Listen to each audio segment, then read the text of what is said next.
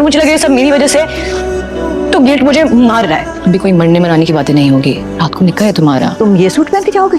जैसी शादी है उसके हिसाब से ओवर ड्रेस रहो। आयरा के माँ बाप राजी हो गए? नहीं, तो फर्क क्या पड़ता है उनके राजी होने से? आयरा को तो पड़ता है। हाँ, मगर उससे भी फर्क नहीं पड़ता मुझे।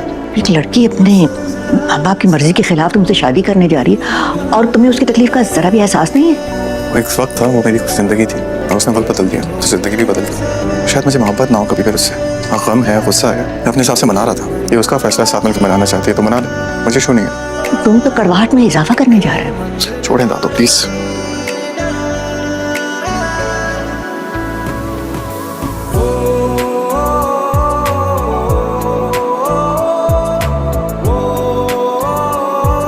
क्या मेरी गलती इतनी बड़ी है कि आपके पास थोड़ी सी भी गुंजाइश नहीं है मेरी बात समझने के लिए? लेकिन बेटा, मैंने हमेशा तुम्हें समझाया है कि तुम अपने फैसले खुद लिया करो और तुमने हमेशा कहा था कि नहीं बाबा, मैं वही फैसला लूंगी जो आपको सही लगता है, याद है?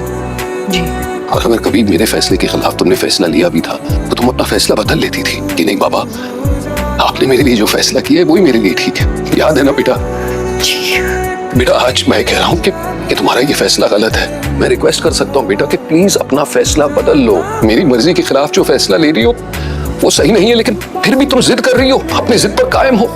पापा आई एम सॉरी, मैं मजबूर हूँ ना, समझे ना प्लीज पापा। तो फिर ठीक है बेटा, मैं भी मजबूर हूँ। अब मैं बस इतना ही चाहता हूँ कि इज्जत से तुम्हारी रुखसती हो जाए, फिर उसके बाद हमारे दरमियान कोई रिश्ता नहीं रहेगा, जिक्र तक नहीं होगा तुम्हारा इस घर में। बहुत दुख होगा, लेकिन अपने दिल को तसल्ली दे दूंगा ये सोचकर कि मेरी एक ही बेटी है। पापा कैसी बातें कर रहे हैं पापा, प्लीज मैं आपके बगैर नहीं रह पाऊंगी। आई एम सॉरी, प्लीज समझिए ना मेरी बात को भी। बेटा, ऐसा हो चुका है, तुम मेरे बगैर रहने जा रही हो बेटा।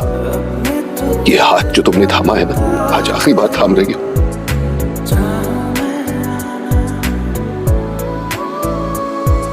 खुदा ना खास्ता आज के बाद तुम्हें कभी इस हाथ की जरूरत पड़ गई ना, तो ये हाथ तुम्हें संभालने के लिए मौजूद नहीं होगा।